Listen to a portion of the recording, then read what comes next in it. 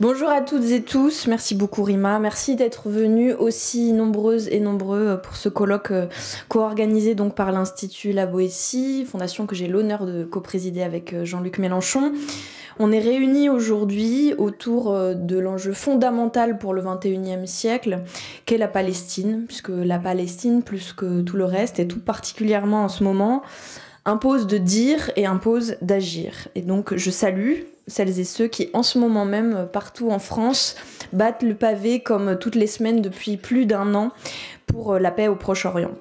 Je veux remercier l'équipe de l'Institut La Boétie, le groupe de la gauche au Parlement européen donc, qui co-organise cet événement, et tout particulièrement Rima Hassan qui en est la conceptrice. Merci aussi à tous les volontaires aujourd'hui présents, et enfin merci à tous les intervenants qui ont accepté de participer à ce moment.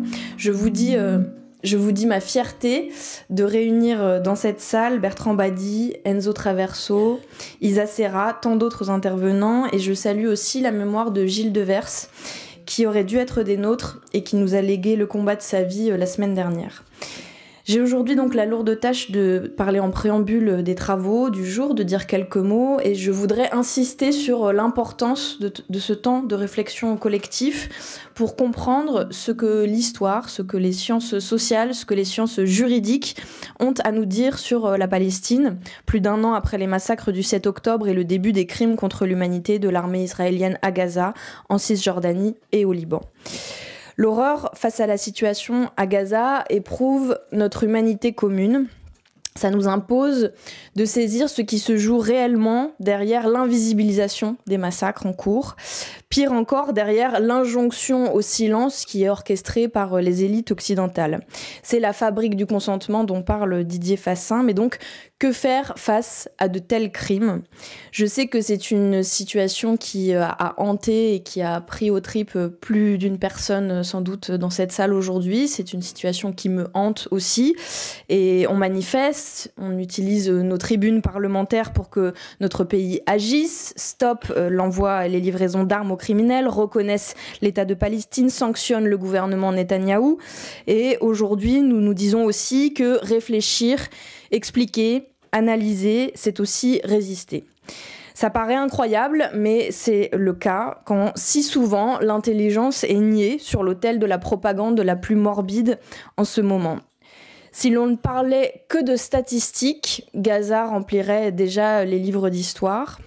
C'est au minimum 44 429 morts recensés officiellement, plus de 100 000 blessés, au minimum donc.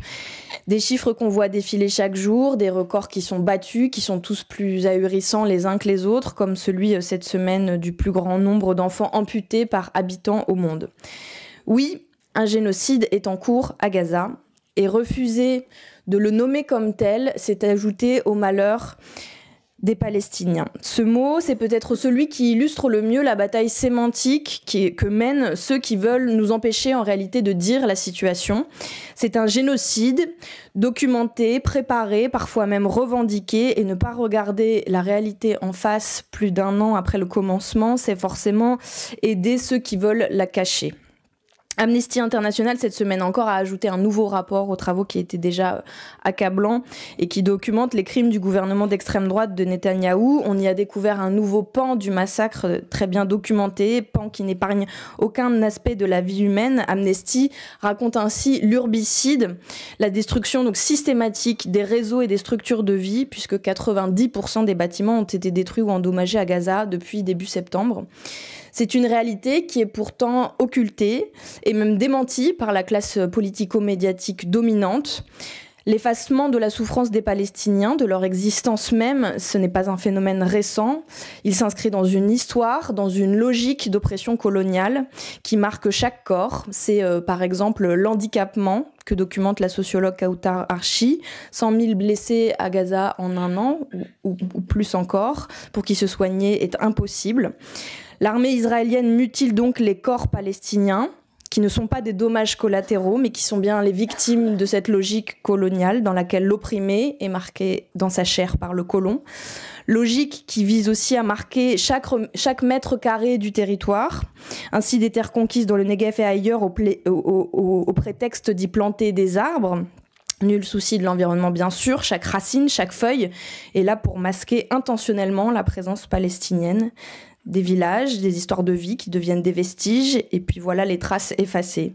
Et donc la première de nos tables rondes, elle s'inscrit dans l'objectif d'historiciser cette oppression et de montrer son ampleur, de la saisir.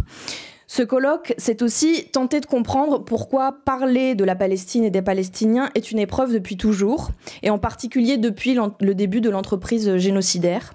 Refuser le soutien au génocide, se référer au droit international, demander un cessez-le-feu, ça veut dire subir des intimidations, des menaces de mort, des conférences censurées, des poursuites pour apologie du terrorisme. Et l'argument principal du gouvernement israélien, c'est l'accusation d'antisémitisme. L'infamie, incontestable en apparence, la pire accusation qui placerait tout défenseur de la Palestine dans le camp de l'Allemagne nazie. Argument dangereux qui invisibilise l'antisémitisme réel et ses conséquences sur la vie de millions de juifs du monde entier.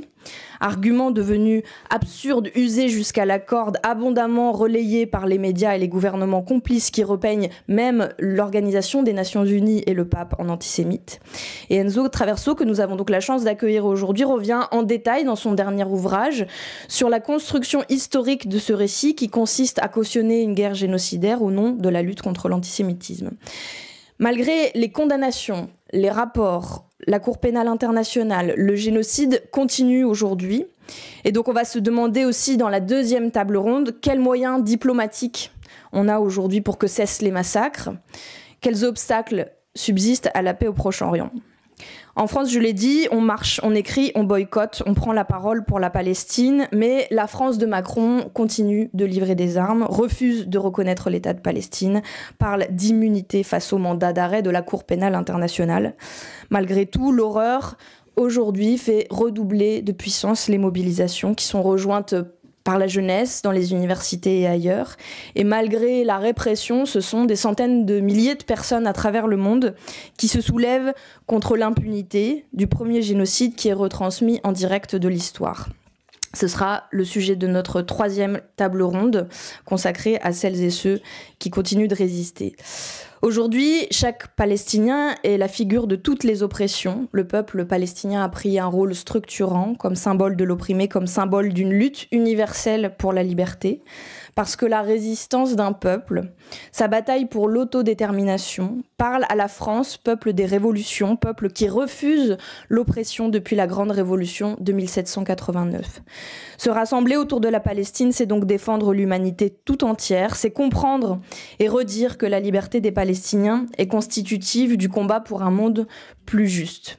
Je finis avec les mots d'Elias Sambar, qui est poète, ambassadeur de la Palestine auprès de l'UNESCO, qui a dit « La Palestine est une arête plantée dans la gorge du monde, personne ne parviendra à l'avaler ». Cette arête, c'est celle d'un peuple massacré sous les bombes, un peuple qui nous rassemble toutes et tous aujourd'hui pour tenter de comprendre pourquoi nous devrons dire à nouveau « plus jamais ça ». Je vous souhaite un très beau colloque, de très bons travaux et merci à tous et tous d'être venus aujourd'hui.